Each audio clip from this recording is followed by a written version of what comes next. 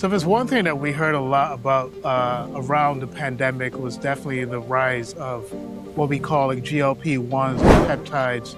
And we heard a lot about everything from Ozempic to Roe to you name it. It's been pretty heavy in the news rotation. And you're wondering for yourself, if you're thinking about managing weight or managing diabetes, if this is something that you should take, if it's safe to take, and whether or not your general practitioner or physician will clear it for use. So our next guest is going to talk to us all about that coming up next. If something standing between you and your happiness, it was for me. I had to face my depression and the constant negative self-talk. Therapy helped me realize I deserve to be happy. That's why this podcast is called I Choose Health, because I made the choice to heal and I want to share that with you. As a gift to you, we've partnered with BetterHelp as our sponsor to help you start your own healing journey. We all face moments when life feels overwhelming, whether it's stress, anxiety, or just feeling stuck. Talking to someone can make a real difference. And that's where our sponsor BetterHelp comes in. BetterHelp offers professional online therapy that's convenient, affordable, and entirely on your schedule. You can connect with a licensed therapist by video, phone, or even chat, whatever works best for you. Let our sponsor BetterHelp support you on your journey to better mental health.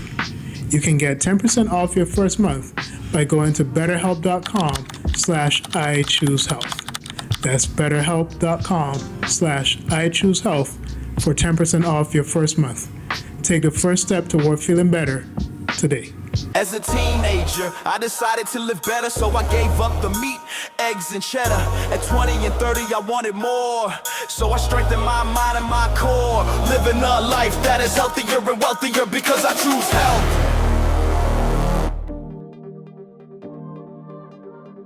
Hi guys, welcome back to the I Choose Health podcast.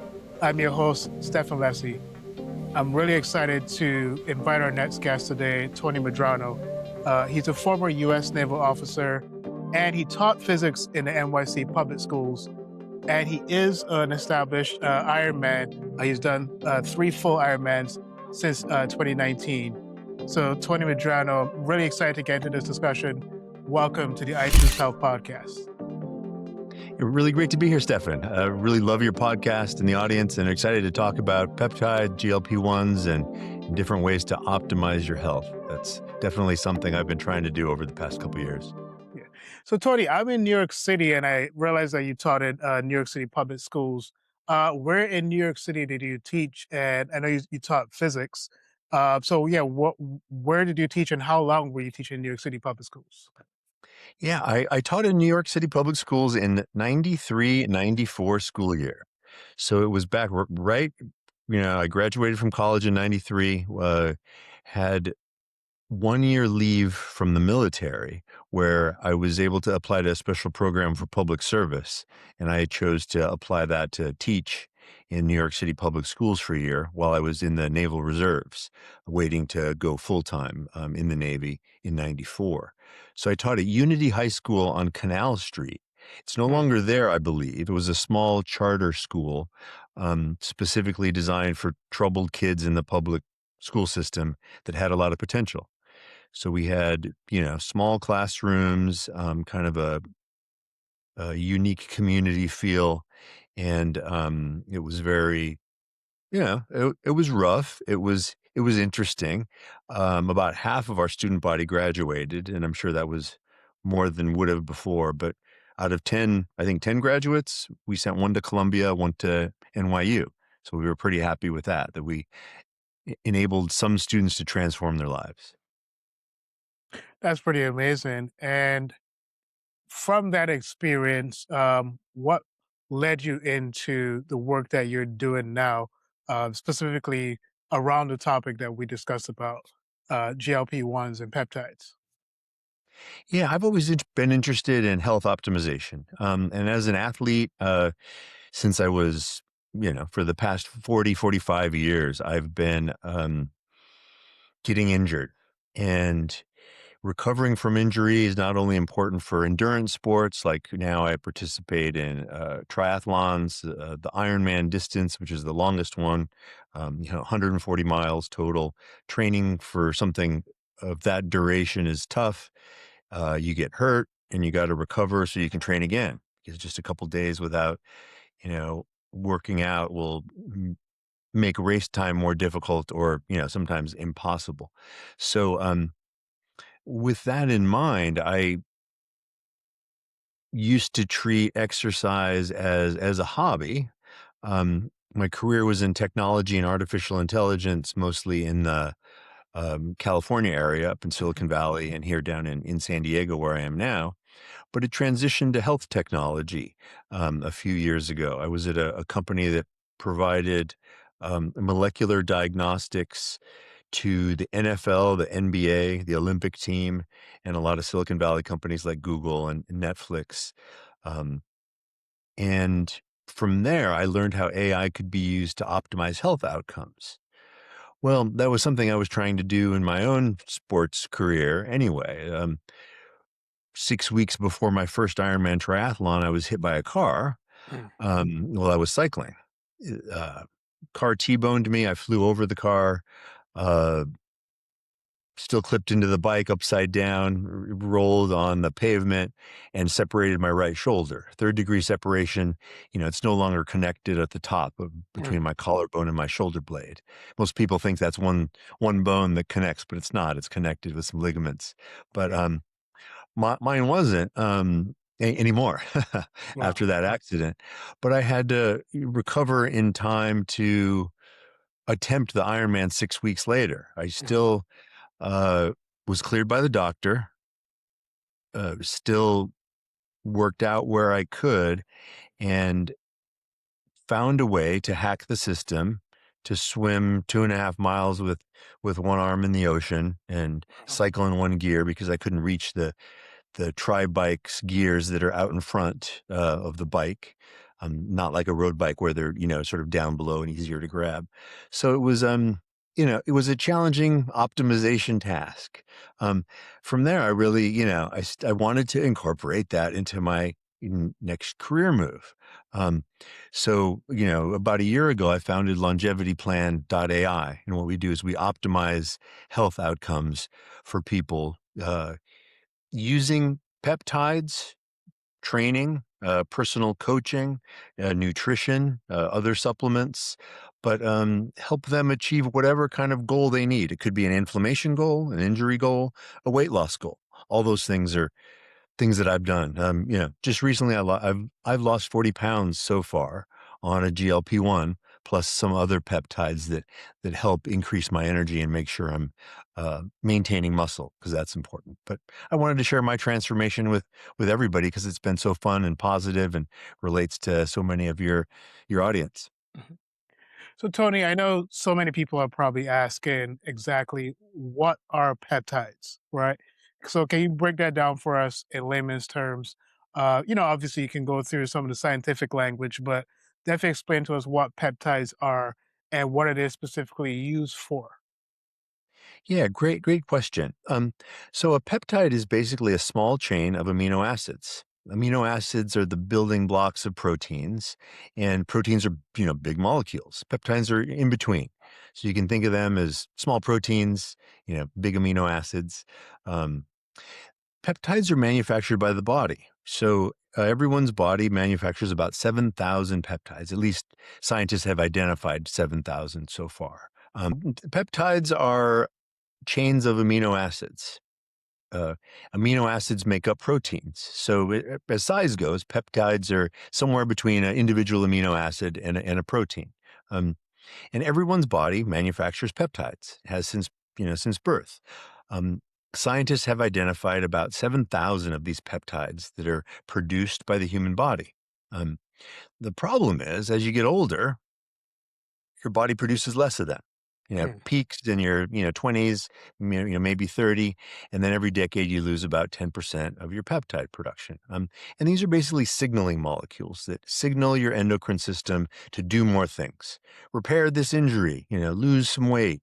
You're full, don't eat anymore. regenerate collagen for your skin. All those are signals that peptides help create. Um, so when you inject a peptide, it's reminding your body's own mechanism to increase production of something it already is producing. So they're inherently more natural than a drug, an exogenous compound that's made somewhere else that your body doesn't produce. It's, injected in you to do a certain thing. They also interact within your body already. So there's not as much worry, theoretically about how they interact together. And most of them don't have the addictive properties or destructive capability of drugs. The LD50 on most peptides, which is the amount of that peptide that it would take to kill 50% of the people that took it, is unknown for most peptides. Whereas in pharmaceuticals, that is almost a required number, because there is a number of dosage of a certain drug that'll kill somebody. Now, of course, that's not true with something like insulin, which is one of the rare outliers. Insulin was probably the first well-known peptide created about a century ago. Collagen is another peptide. So there's peptides all around us. Some have complex scientific names like BPC-157, a popular peptide for those that have had injuries and those in the athletic field for repairing injury, helping to regrow tendons and ligaments after surgery, those kinds of things. That was where I came to peptides first. I tore my meniscus 30 years ago when I was in the military. It had been a nagging injury all along, but it started to get inflamed as the years go on and as I worked out and in the summertime, like now. So I looked to that peptide first to treat my injury and to reduce inflammation and the pain associated with it so I could work out some more, because I like to run, but running on concrete's hard, and as you get older and put on a few pounds like I did, it gets even harder. So after I noticed that peptides were working on my knee, injecting a small amount a couple times a week, I started to look at the GLP-1s or the weight loss peptides, because I was like, hey, this seems to work. And I did more research, of course, found that they were working for a lot of people. I started a GLP-1 and lost 40 pounds. So I've lost 40 pounds in 12 weeks now.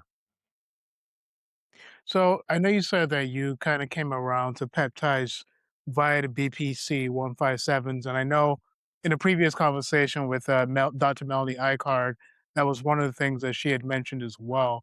And you spoke about how peptides are pretty much naturally occurring hormones in the body.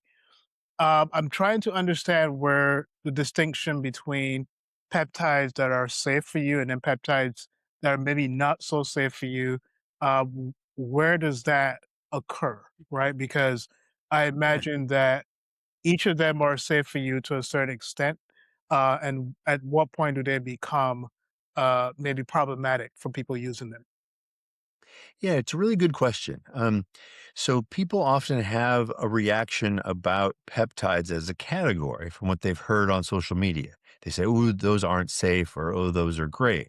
Um, Neither of those is true, or both could be true. But the important point is that all peptides aren't the same. It's like vegetables. You can't say all vegetables are bad or all All right. vegetables are great. It depends. Depends on you and depends on the vegetable, right? So they have different purposes and different safety profiles. The one, theoretically, because they are produced in the human body, they're inherently safer than a lot of other things. That's for sure. Um, However, because they are produced in the human body, they can't be patented. And because they can't be patented, a big pharma company has no incentive to invest $500 million in a clinical study to get a lot of these peptides approved and on the market, because they can't make it into a drug and profit from it because it's available to everybody.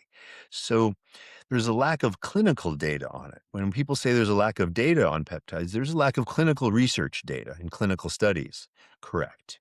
There's a ton, however, of anecdotal data from providers who have prescribed and given peptides to their patients. A few examples, BPC 157 has been used in injury recovery for post-surgery for decades. Mhm. GHK-Cu, commonly known as the copper peptide, has been used in women's beauty serum and cream for decades, over the counter, and also prescribed by burn doctors to their victims to help regenerate skin tissue. So it's all been used, and there are dozens of other examples like that. Um, but there's not a clinical study on it. So if people are looking for clinical study data, the GLP-1s do have rich, double-blind, randomized, very formal clinical study data on it. And what they've determined, obviously the Ozempic, Wegovy, those type of peptides that were derived from semaglutide and tirzepatide, original, peptide compounds, are on the market and, completely safe as far as the FDA concerns. Now, however, those are the peptides with the most side effects. Safe is in the eye of the beholder, right? I'll say I'm not a doctor, and this Mhm. isn't medical advice, right? You always seek a doctor for medical advice and make sure they understand both what you're seeking and your own medical history, because that's super important. Um, so this is, primarily for research, activities and education and science. Because I think it's just fantastic and fun. But the GLP ones have the most side effects. Myself, they, make you a little nauseous and, decrease your appetite drastically, especially for things like alcohol and fatty foods. Mhm. Now that's great. In my book, it was great. I drank less. I ate less bad stuff. I craved, lean fish and working out, eating vegetables. So it made me healthier. Sometimes it made you feel a little uncomfortable. Oh, however, a lot of the other peptides don't have many side effects for the healthy person. Um, Mhm. Theoretically, some of them produce more blood vessels, so there is a theoretical worry that angiogenesis could aid in producing more cancer. Um, Mhm. just like anything that produces more, there is a worry that will help fuel cancer growth. That hasn't been proven at all, Mhm. but it's a worry because there haven't been clinical studies. So I wonder as well, because what would you say to the person who, because as we discussed, GLP-1s and Ozempic are being mentioned a lot in the media, and they're being mentioned a lot in the media primarily because of the studies that are coming out, but then also a lot of celebrities have been promoting it. A lot of celebrities are taking it, and a lot of them have developed what is called now like Ozempic body, which is like the big head, small body. Um, so Yep. what do we say to people who are like, okay, I'm kind of like not attracted to the use of Ozempic or those GLP-1s just because of what I'm seeing with certain individuals. Is there anything at a chemical level or maybe I was at a structural level where these peptides are causing this particular appearance, or does it have anything to do with how this individual is implementing peptides into their daily routine? Yeah, absolutely. You nailed it. Peptides, Ozempic and the GLP-1s in particular can be a blunt object. It'll help you lose weight. Well, it's critical in part of that journey to communicate back to the peptide what you want it to lose and what you want to keep. Now, there's two important ways to do that on GLP-1. Um, Make sure and eat a lot of protein, about 1 gram per Mhm. pound of body weight, um, every day. Important. You can supplement that with creatine if you like. That's very inexpensive and easy. Goes with everything. Highly tested, standard supplement, available everywhere. And then the second most important thing, um, exercise, specifically resistance training. Signal to your body, I'm using these muscles. Don't take them away. very simple. But a lot of people don't want to do those two things. Mhm. It is a lot of protein to eat for some people that aren't used to, eating chicken, eggs, meat. But you got to do it if you want to keep the muscle and not get Ozempic face. Um, and same thing with resistance training. You got to go to the gym or at least do some push-ups and some squats and some type of resistance training around the house. 30 minutes a day, 3 times a week minimum.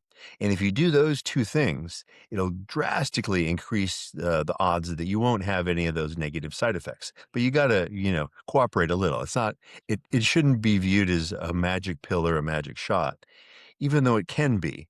Mhm. But if you treat it that way, the magic you'll get won't be perfect. So in most cases, you just got to eat more protein and hit the gym a little.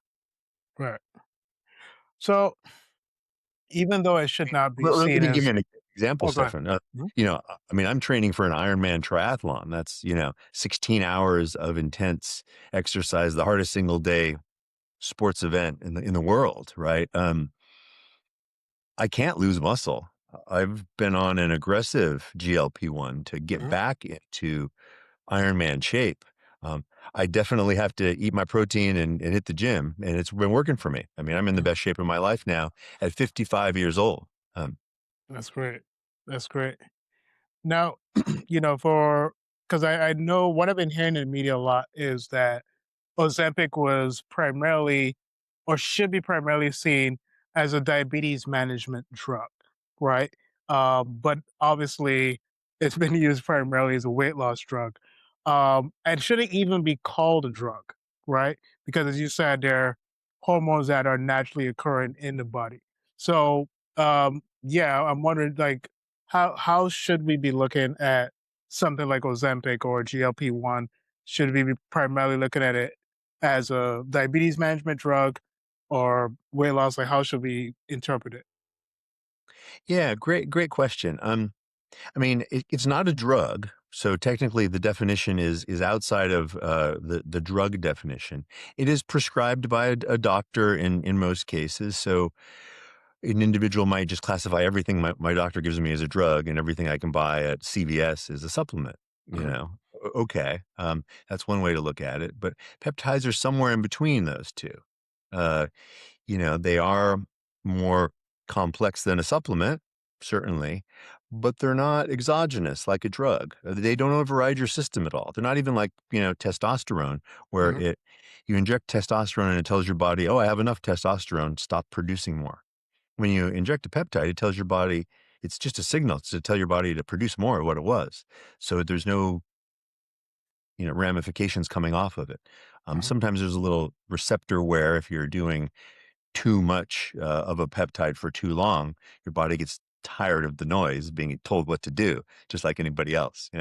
Um, so a peptide should be looked at, I believe, as an optimization tool, and Mm. and and that's how I treat them. Is they're, you know, right in between a supplement and a drug. They're an optimization tool to be treated with caution and act and consulted with medical professionals of how to use, and where your own personal medical history must be tied in.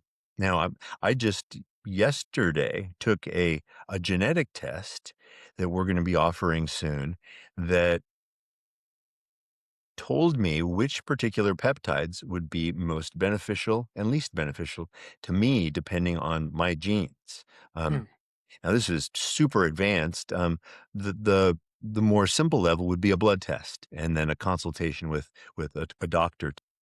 So yesterday, I took a genetic test Mhm. that my company Longevity Plan is going to be offering soon.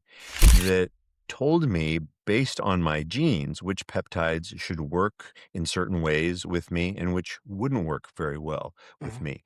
Now, this is a fantastic level of knowledge and really speaks to the personalization capabilities of future medicine. Um, so when you consult with your doctor, the doctor should know your medical history, be able to ask the right questions, and see if certain peptides will work for you, not, or should be dangerous. Mhm. That's the primary role there is to make sure and avoid danger, and that's why you should consult with your doctor before.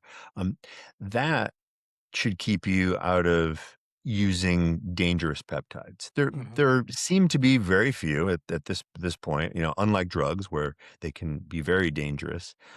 But some are off limits for those with a history of cancer or current cancer. That's Mhm. one, example. Some obviously shouldn't be used if you're pregnant. Um, there are some other minor peptide interactions with folks in certain situations. But for a healthy individual, my report and my consultations with our medical professionals, because we have a very large medical team, um, have been, all systems go. Feel free to try any of these and then look for your effects. Now, which of those effects was most important to me, and which dangers or risks was I willing to undergo are different for every individual. Um, some dangers in health optimization, going to the gym, doing certain things can be risky. You can always hurt yourself at the gym. Well, Mhm. I think we've realized, at least over the past decade, I think that one of the biggest risks is being sedentary. And, the risk, some peptides look as if they will help decrease the risk of dementia, Alzheimer's, because of their roots on decreasing inflammation, and Mhm. that and how it relates to inflammation in the brain and other secondary effects of what the peptides do. You wouldn't think a GLP-1 that's Mhm. designed for obesity would be able to have positive Alzheimer's effects, or maybe Mhm. even, you know, um, positive effects on cancer reduction. But science is leaning in that way. One of my doctors on our medical advisory board is authoring a paper on precisely that peptides unexpectedly are reducing the risks in certain areas. Mhm. And just like I said, the one peptide that burn doctors commonly prescribe to their burn victims to heal wounds. Well, I mean, it also works when, I skin my knee working out somewhere in the mountains or something. Mhm. That's certainly nice. Helps, you know, helps us be a little healthier. Right. So, I want to look at your company, I want to kind of shift gears and look at your company a little bit more, longevity AI. And, as a personal trainer, one of the things that I've been kind of balancing is, I've been pretty much, you can tell that I've pretty much operated on that holistic trend for a long time, right? That's just been my background, my upbringing. And so I tend to put clients on more of like a holistic plan. So when it comes to the work of your company and the use of the AI, and I know that you guys do have a robust medical team, um, how well are you guys filtering through any potential like mistakes that the AI might create, right? Because I know that it's not perfect, so there are obviously going to be some things that potentially would come up that might be either a misdirection or like how are you guys handling those things? Yeah, great question. The majority of our clients are those working with holistic and coaches and personal trainers. So folks that want to optimize their nutrition and their health holistically, not through medications. Hmm. And we designed the AI to help them understand their data. It doesn't give medical recommendations. It doesn't, offer recommendations on prescriptions or anything like that. That must be done with the consultation of a real doctor. And we have a U.S. based team that does all the prescriptions, sends any peptides from U.S. based pharmacies, to the individual directly. So the AI, however, can incorporate the wearable data, some of their lab data, some scientific journals that are out there, and provide directional information about how that individual is performing. Hmm. For example, if their blood work comes down a certain way, low in iron, and their workouts end up a certain way, there might be a couple questions to tell that coach to ask the athlete. If they've been eating red meat, if they have, an iron deficiency historically, and then maybe it creates a red flag to ask their doctor to queue up um, a question there. But primarily, it's used for fitness optimization. And that can be done at so many layers. There's so much data out there that are wearables. I mean, I pulled up my wrist, but I'm testing two right now, the Mhm. Fitbit Air from Google against the Whoop, just to see how different they are. And, they're really different. Not only the scores they give me after the same day of activities, but the exact heartbeats per minute, minutes Uh-huh. of sleep, all very different. And then they put on top of that algorithms that try to communicate something like your recovery score, right? As you know, from a personal trainer, always trying to get people that are recovered so then they can work out in the next session, hard if they are recovered. But there's still a lot to be done there. There's so much data, and people are looking for that to be simplified and it to be actionable so that they can ask just, what do I need to do? And that's what we want to help the coaches and the individuals that are using RAI, to learn a little bit more about themselves, be engaged in their own health and their own data, and to get that from as many sources as we can. That's why we're incorporating the genetic testing as well as, labs, other things like that we make available. How impressed is your medical team at the, I would say, efficiency and accuracy of the AI, right? Because I imagine there's a complexity to the team. Maybe younger, older doctors, and some of them are, they've been practicing for quite a while. So as they're looking at the way that the AI breaks it down, are they impressed and um, happy with what they see through the use of the AI? Like, what was their initial response? Yeah, great question. They're extremely happy and impressed and uh, hopeful about the future. However, it's not by any means perfect, and we're not rolling it out large scale to solve problems without human oversight. It's really just a tool right now that's in development where we're adding more data to it. For example, we don't have tens of thousands of our athletes or individuals using the AI yet. When we do, then we'll be able to derive more meaningful data for the individual athlete to solve individual problems. Mhm. Right now, it's effectively a deep personal digital twin for the athlete that helps them understand how their body works. It's not something that will tell them what to do every second of the day or be expected to give a perfect recommendation of what supplement to take or something like that. It'll get there, but we're not going to overly depend on it. We're going to use it for what it's good at, which is collecting the data all in one place and giving insights. And with things like peptides, we mentioned GLP-1s and side effects earlier. One of the things that is evident to me because I monitor my health with wearables, I use AI in our digital twin platform to monitor my own fitness, is that being on a GLP-1 drastically changed my biomarkers. My heart rate went up and my recovery score went down, drastically from like a 29 recovery score to like a 7. Um, and it- After doing a lot of research to try and find something, I found a few confirmations that that was happening to other people, um, Mm. mostly because uh, a lot of people are using peptides, but not that many people are tracking what's actually happening to them on it. Mhm. So one of the main things we want to do is um, provide people with a wearable, a Google Fitbit Air that we're giving away to all those that buy peptides from us, so we can help them understand what's happening with the peptides. Is it really giving them more energy in the gym? How specifically are some of them helping them Uh, recover from workouts or injuries? We'd like to do all that very systematically so we can answer those questions better, right? It's a constant game of trying to get more data and make more out of it. so I know that we're looking at peptides from a recovery lens.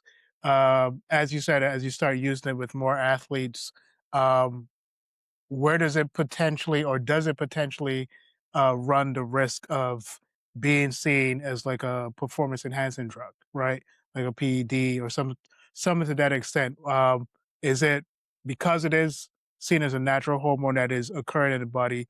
Does it run less of a risk of being put into that category? Yeah, another great question. Some of them actually are viewed by WADA as a performance enhancing drug. Now, WADA is the World Anti-Doping Association. Mhm. They, catch Lance Armstrong, doping his blood or things like that. Um, and they're viewed not because they are not natural, but because they are performance enhancing. Even though they're not widely known. I believe they're very hard to catch because they're natural. They fade away real quickly, unlike, steroids or something like that, or other drugs that'll stay in your system a long time. Uh-huh. Um, so it's one of those things where a lot of athletes have been using them for a long time and just not talking about them, just like a lot of celebrities Uh-huh. too. When they get the Ozempic face, it's hard not to talk about it. People Uh-huh. know. But for athletes, it's different because they don't use the Ozempic peptides or they don't use them that hard. What they use are the muscle recovery peptides and the energy producing ones like MOTS-C, which I know is banned because it works so well. It provides you, energy at the cellular level from your mitochondria.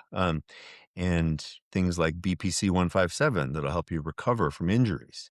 Those in an athlete's hands are extremely useful. They're Uh-huh. not they're not really sexy. They won't change how you look for the most part, but they will make you perform better. And people, that's why they've been so popular in the bodybuilding and fitness areas for years.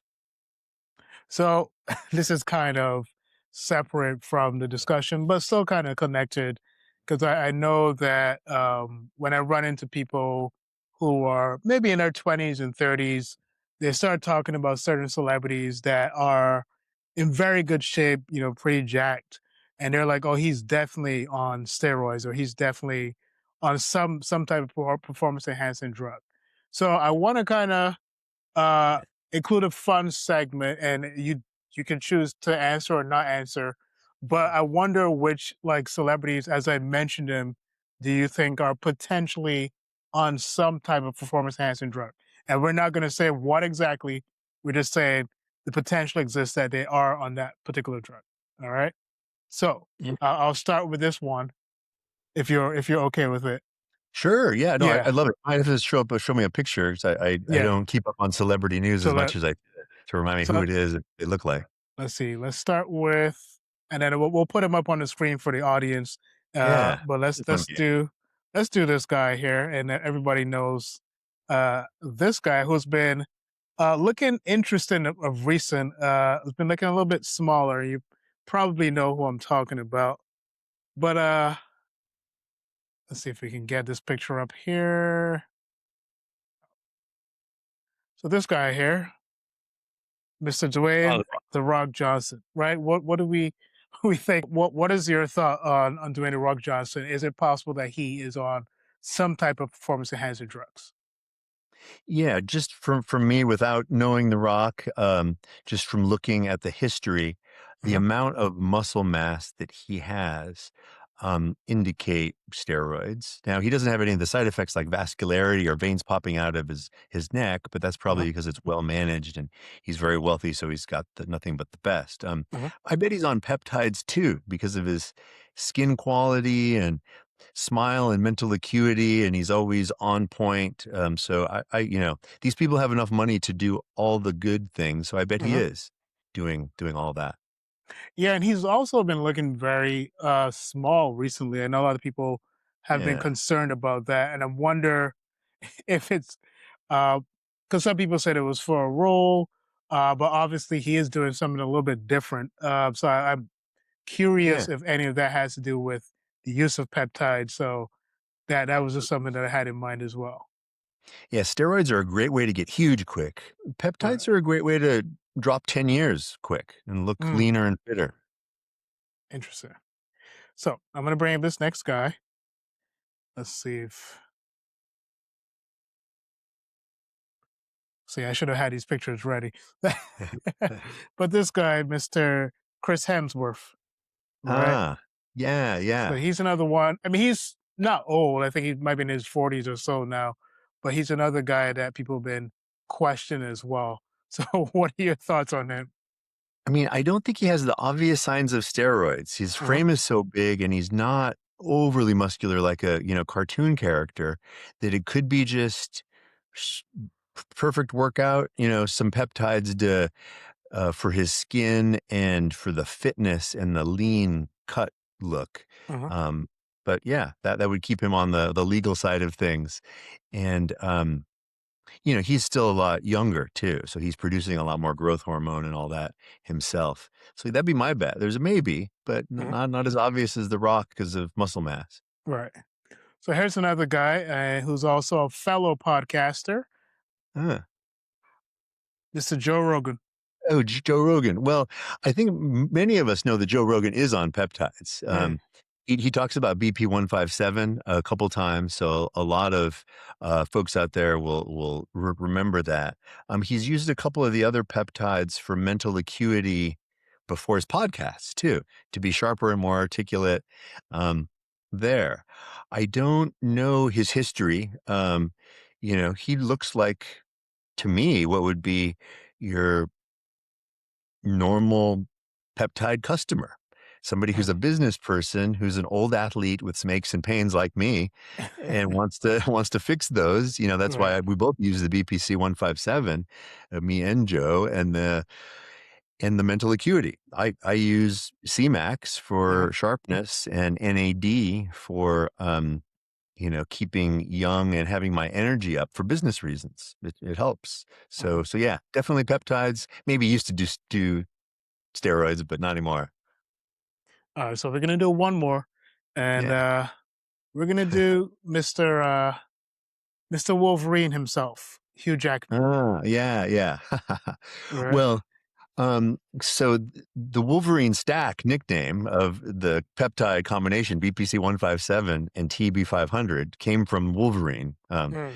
And because of his self-healing properties, how he is able to just fix himself right up. Now, the Wolverine stack of peptides won't do quite that, but it is a healing stack. It will fix muscle, tendon, ligament, and there's even some arguments for some bone in there. Um, Uh-huh. so how huge he got before the Wolverine so quickly indicates more than peptides, Mm. because it's really hard. Bodybuilders will do peptides a little bit, but just as a side thing to help, their skin look better, help to get leaner and fit, and, maybe offset some of the other things that are happening. But to put on that much bulk he did, Uh-huh. maybe some light steroids, and again, these Hollywood actors are getting ripped quickly, but not having the bulging veins and some of the bad side effects look wise that you get from the bodybuilders and the power lifters that are it's obvious. So who's ever doing their peptide and other protocols in Hollywood, kudos to them. They're doing a good job. Yeah. And that was a fun little game. So thank you for playing Yeah, along. And for the celebrities mentioned, please don't be mad at me. Don't come after me. That we were just exploring something. But no, this is a really interesting discussion because I want to get a deeper understanding of it, especially as a personal trainer, because I know I have one client. He is on, oh my gosh, what's the name of the drug right now? I'm forgetting it. This is a client that I had in the past, but he was definitely on one of those peptides. I'm hmm, forgetting it right now. I'll remember at some point. I'm pretty sure by the end of the recording I'll remember. But but he seems to be losing it pretty well. He's been managing it pretty well, and I believe he is working with a doctor on it, so it's been going pretty well for him.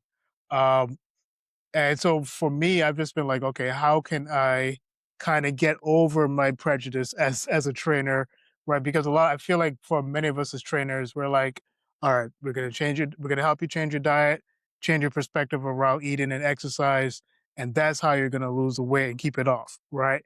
yeah, Um, but you know, speak to at this time, so a person like me, a personal trainer who is probably having a hard time working with a client. And what I mean by having a hard time, not necessarily working with the client themselves, but um, trying to keep in balance that they're trying to hit their goal with their client while still being, still being on a particular peptide. Yeah, yeah. I think it's really important to recognize, there are so many tools out there, like artificial intelligence or like the internet, that can help speed up how well we do things and make them easier and better. And there's always this debate historically, whenever a new technology comes in, of whether that's fair or unfair advantage. The horse and the car, right? I Hmm. think most of us have heard, people were asking for a faster horse. They didn't want a car at the beginning. They had Hmm. to be convinced that a car was safe and that a car was useful, but they really just wanted a faster horse. Um, Now we know that the car has been revolutionary, and so have planes. People again were thought that would be just unsafe across the board for humans to move that quickly, but we know that it's not. Accidents do occur, sure, but again, transformed the world. Medical sciences operates under the same principles. Things are viewed when they first come out as scary, Hmm. as unfair advantages. But then after a while, they get incorporated. We look at creatine in the same way. There were so many rumors about creatine in the 80s and 90s about how many bad effects it would have. Now it's the most studied supplement on earth, and it's been widely viewed as great for fitness, great for mental acuity, Hmm. for Alzheimer's and dementia prevention. Again, like, who knew? I was surprised at that as well, but it's been tremendous. And also for sleep recovery. So these advancements, I think we should all take them and all use them. Like, who wants to walk when you can drive a car if you need to get Hmm. something more quickly? I mean, is that cheating? No, I don't think so. But that's just because we're used to it. So what I've seen with people is that when you give them a tool and help them use the most out of it, whether it be a smartphone or a plane, they understand the efficiencies and they're really helpful, and they lean into the benefits of it and get Hmm. more excited about their transformation, as opposed to just, you know, sucking it up and going through the pain. I mean, I do both. I'm running triathlons where there's a marathon at the end of the triathlon, right? It's Hmm. it's that long. So there's a lot of pain there. So I'm not trying to avoid the work. But when you incorporate the work and the technology, Hmm. then you get um, performance that's motivating. And it's hard to capture that. But what motivates somebody is seeing them change. So you make them change quicker, and now you got them. And now they're interested in doing more work. And it's a virtuous cycle of more work, better diet, more results, as opposed to trapping them the only thing you can do is lift more. And that's it. Hmm. That's your only way. That's hard emotionally on people. So yeah, I've seen great benefits by combining everything out there that's safe and that's motivational for them. Do you think that the more knowledgeable that we become about peptides, the easier it's going to be for it to be, more mainstream within society? Yeah, absolutely. I mean, it already has. We look at Ozempic, I believe it's, 1/7 of the country has tried a Mhm. GLP-1. Mm. It's an amazing number. And with that, using a GLP-1 comes a little bit of engagement in your own health, realizing that, hey, there are things that are not drugs, not supplements, but you can ask your doctor about that might be helpful for optimization. Not just diabetes cures, but things that help, and then leads people to discover more adjacent options like the other Mhm. peptides. BPC 157, that MOTS-C can be added to a GLP-1 to increase energy production. That if you're going to lose muscle from a GLP-1, you Mhm. might want to add a growth hormone stimulating peptide to help improve your muscle. There are things like that, side dishes, if you will. The GLP-1 you might need the most, but there are other things that'll help you prevent Ozempic face, Mhm. help maintain your muscle, and are just as powerful as, a good gym regimen and good nutrition. So when you bring them all in, and now people are having a friend that's tried them. And that's more powerful than anything. When you know somebody that's done something and it's worked out well for them, that just spreads. And so we're seeing that right now. Peptides are the buzz in the market for a reason. That people that have these connections with others that are using them with great benefits are considering that. So they want to learn more. That's why they're searching the internet on peptides like never before. Yeah. So I think last thought in terms of the individual who is, let's say they're morbidly obese, but now they're ready to make a change. How well does, like LongevityPlan.ai work for someone at that stage where, they're maybe 300 pounds overweight, but they're ready to make a change? How well does that guide the individual through that process, right? Because it's obviously going to be a rather lengthy process, and Yeah. they're going to have to be patient with themselves and be patient with the process. So how well does Longevity Plan AI work with an individual like that? Yeah, great question. So we have a team of over a dozen coaches, medical practitioners, fitness experts. Um, they'll help that person through every step of the way. I mean, the most important things are to be there and to provide a community. And we have 3 to 5 workshops per day, open to the public for people to join and talk to our team about their specific problems. So the first thing is, having that community support for the individual going through the transformation. Then we'll have that specific one-on-one support from the coaches to look at their nutrition needs, their peptide protocols and how to optimize them, and their lifestyle and sleep and other things like that we can help optimize. So we're obviously there for the long haul and understand that um, it's just critical for those people to get the support. One of the reasons we do things, nationwide is so we can not force the individual to come to our clinic. This is, Longevity Plan is effectively a remote wellness clinic. We ship to them. We'll do everything remote according to their schedule. We have our network is around the globe and around the clock. So that way, it reduces the friction on the individual.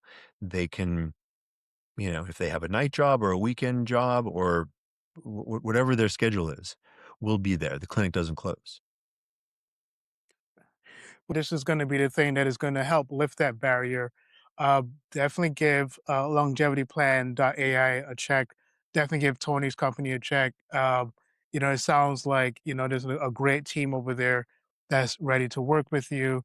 So definitely give that a check. We're going to put the links in the description. So if you're watching on YouTube, you'll be able to access it there and also access it via Spotify and the various platforms that this podcast is airing on. And Tony, if there are any last words or maybe even plans that you want to share with our audience, you can definitely do that now. Yeah, thanks very much for having me, Stefan. It was a pleasure to be here. I love at least seeing New York through your window there. It's been too long since I've been back. So yeah, thanks for a great conversation and the great questions about GLP-1s, peptides, and fitness. Well, thank you, Tony, and thank you to my audience. This is Stefan, just reminding you that choosing health is about choosing power, possibility, and purpose.